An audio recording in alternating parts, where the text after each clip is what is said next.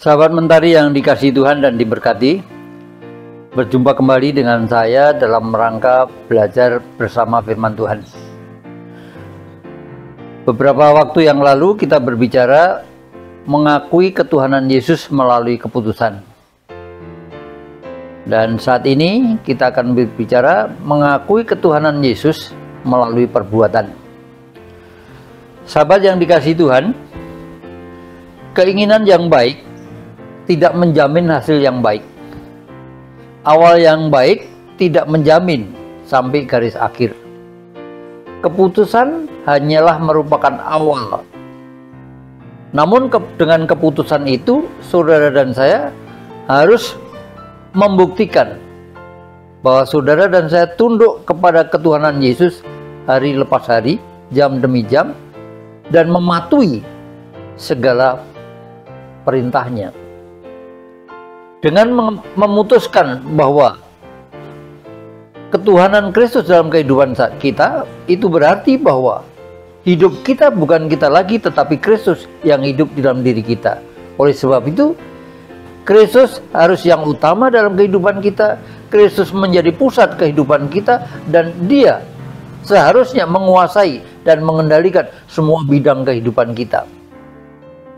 Bidang-bidang kehidupan kita antara lain bidang keluargaan, bidang pekerjaan, bidang keuangan, bidang ekonomi, bidang kesehatan, bidang yang berkaitan dengan hobi saudara dan saya, talenta menyanyi, musik. Kemudian kalau saudara mahasiswa, bidang studi kita, dan juga bidang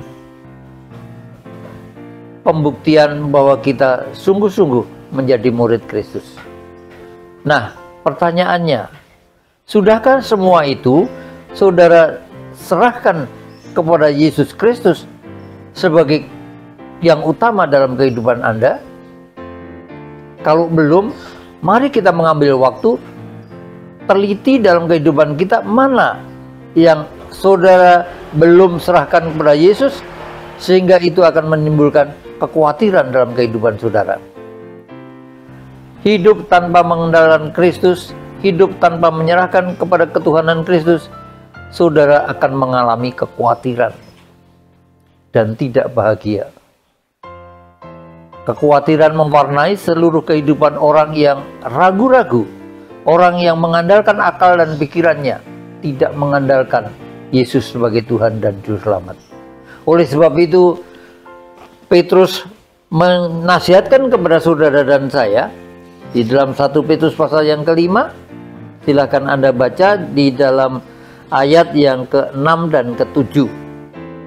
Karena itu, rendahkanlah dirimu di bawah tangan Tuhan yang kuat, supaya kamu ditinggikan pada waktunya.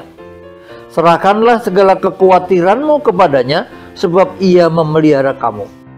Rendahkanlah dirimu di bawah tangan Tuhan yang kuat. Allah yang melindungi saudara dan saya, Allah yang memelihara saudara dan saya, Allah yang mengangkat, menaikkan saudara dan saya. Dan di dalam ayat yang ke-7 tadi, serahkanlah segala kekhawatiranmu kepadanya, sebab Ia memelihara kamu. Yesus Kristus sebagai Tuhan dalam kehidupan kita memelihara kehidupan saudara dan saya. Oleh sebab itu, mari kita bersama-sama meneliti di manakah yang kita belum rela diserahkan. Mungkin keuangan saudara. Oh, ngapain harus diserahkan kepada Tuhan sebagian? Mari kita mengikuti petunjuk Tuhan dalam hal bidang keuangan. Dalam pekerjaan, apakah saudara mengendalikan pekerjaan itu, ataukah Yesus Kristus yang adalah Tuhan dan Juru Selamat saudara mengendalikan pekerjaan saudara? Sahabat Mentari yang dikasihi Tuhan, kita kadang-kadang bisa menjadi semak duri di mana firman Tuhan jatuh di dalamnya. Ya, kalau penabur itu ada jatuh di ini, dan salah satu adalah benih itu jatuh di semak duri, kemudian tumbuh dan dihimpit oleh semak duri itu. Itu seperti orang yang seperti itu dapat tergambar di dalam Markus pasal 4, 18 dan 19 yang demikian bunyinya. Yang lain ialah yang ditaburkan di tengah semak duri, itulah yang mendengar firman Tuhan. saudara dan saya mendengar firman Tuhan. Tetapi lalu kekhawatiran dunia ini dan tipu daya kekayaan dan keinginan-keinginan akan hal lain masuklah menghimpit firman itu sehingga tidak berbuah. Firman Tuhan yang masuk dalam hati dan pikiran kita baru sementara, kemudian dihimpit dengan kekhawatiran dunia, keinginan-keinginan yang lain dalam kehidupan kita, maka kemudian tergeserlah. Bahkan iblis mengambil itu dalam kesempatan seperti itu. Iblis tidak ingin saudara dan saya dekat dengan Tuhan dengan mentaati firman-Nya. Kekhawatiran dunia ini dan tipu daya kekayaan, oleh sebab itu tidak usah kita berpikir kita akan melakukan apa kalau kita kaya, kita punya waktu, kita punya jabatan dan sebagainya. Tetapi yang harus saudara dan saya pikirkan, mampukah kita melakukan perintah Tuhan? Dan yang kedua, mari kita melihat harus diapakan segala yang kita miliki untuk Tuhan. Firman Tuhan mengatakan kepada kita, serahkanlah segala kekhawatiran kepadanya, Ia yang memelihara kehidupan kita. Allah sungguh mengasihi saudara dan saya, dan Ia memperhatikan kehidupan saudara dan saya. Oleh sebab itu, kita harus berbuat apa? Yang pertama tadi, menyerahkan kekhawatiran kita, merendahkan diri di bawah tangan Tuhan yang kuat. Dan yang berikutnya tadi, mari kita keluar dari zona semak duri menjadi zona nyaman bersama Tuhan melalui doa dan firman-Nya. Sahabat mentari yang dikasihi Tuhan, sebagai orang yang mau menjadi murid Kristus, ada 3 perbuatan yang harus kita lakukan.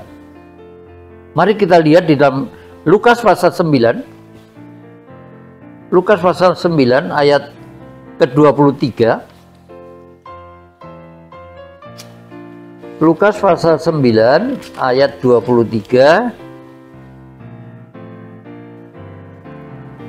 Demikian dikatakan, Yesus berkata kepada mereka semua, jika seseorang mau mengikut aku, seseorang mau mengikut aku, ia harus menyangkal dirinya, memikul salibnya, dan mengikut aku. 3 perbuatan yang harus dilakukan sebagai orang yang mau menjadi murid Kristus. Yang pertama, menyangkal diri. Apa itu artinya? Mengutamakan Yesus yang utama dalam kehidupannya. Meninggalkan semua dan mengutamakan Yesus. Tidak berarti kita benci sama orang lain, tetapi kita mengutamakan Yesus dalam kehidupan kita. Kristus menjadi pusat dalam kehidupan kita. Yang kedua, memikul salib. Artinya, saudara dan saya ikut merasakan penderitaan yang dialami Yesus. Mungkin saudara setelah percaya kepada Yesus, saudara dibully, saudara dihina, saudara dicampakkan. Bahkan dalam pekerjaan saudara sulit untuk mendapatkan jabatan. Tapi dengan bersandar kepada Allah, Allah berkuasa karena Dia memelihara kehidupan saudara. Dan itu bisa terjadi. Saya 2 minggu sebelum pensiun, Allah bekerja mengangkat saya di kantor saya menjadi suatu pejabat. Saya tidak punya backing siapa-siapa. Saya hanya bekerja dengan baik. Oleh sebab itu, mari kita melihat langkah apa berikutnya yang harus kita buat sebagai anak-anak Tuhan setelah kita menyangkal diri, memikul salib, dan yang terakhir mengikut Dia. Mengikut tanpa syarat, mengikut tanpa embel-embel, mengikut tanpa motivasi yang menguntungkan diri sendiri, tapi mengikut Yesus dengan motivasi untuk memuliakan Allah. Itu satu-satunya. Oleh sebab itu, di dalam segala sesuatu yang kita kerjakan, mari kita lihat Kolose pasal yang ketiga. Kitab Kolose pasal yang ketiga, ayat yang ke-23 berkata demikian. Kolose pasal yang ketiga, ayat 23.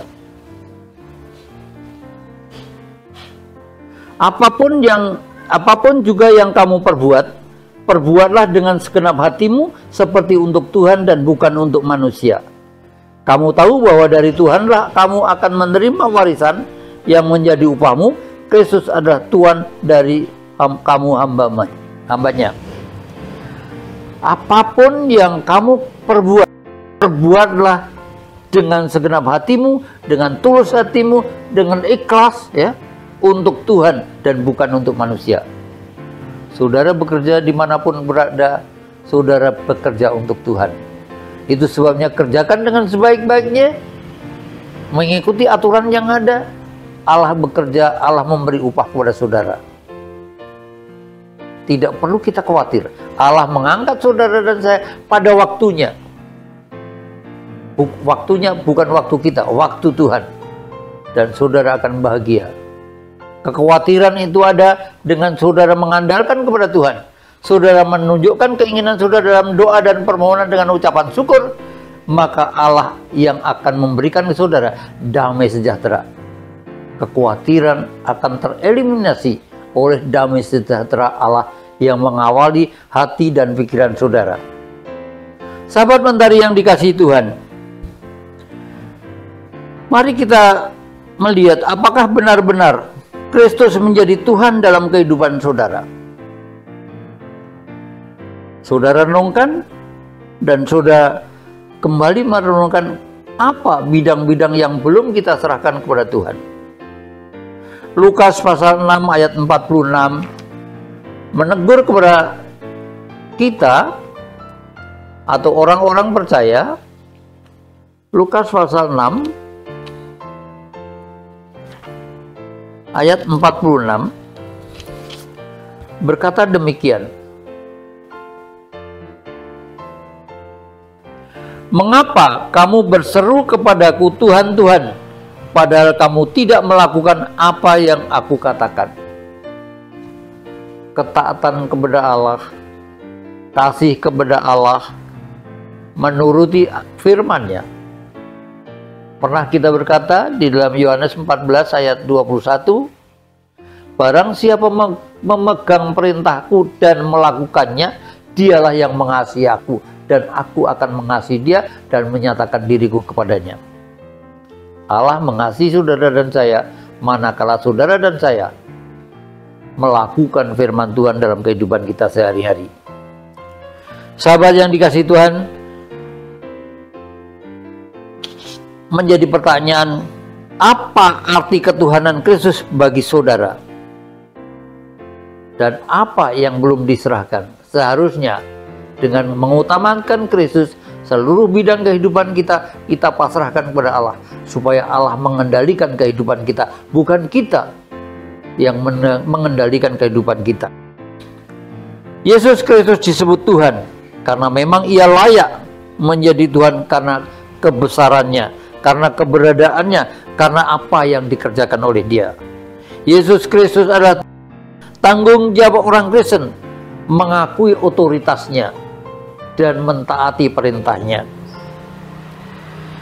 Adalah bidang kehidupan yang tidak diserahkan, mari kita menilik diri kita dan mari kita serahkan seluruhnya kepada Tuhan, biar Tuhan berperkara dalam kehidupan kita. Biarlah Kristus mengendalikan kehidupan saudara dan saya, dan Allah sekali lagi memberkati saudara. Amin. Mari kita berdoa. Bapa di surga, Bapa yang kami sembah di dalam nama Tuhan Yesus, terpujilah namamu, oleh karena Engkaulah Allah yang hidup, firman yang hidup, dan Tuhan yang memelihara kehidupan kami. Kami menyerahkan seluruh kehidupan kami kepadamu Tuhan. Kami bersandar kepada kamu, dan biarlah kiranya Engkau saja yang akan memberkati kehidupan kami. Terima kasih Tuhan, ampuni dosa salah kami. Di dalam nama Tuhan Yesus kami berdoa. Amin.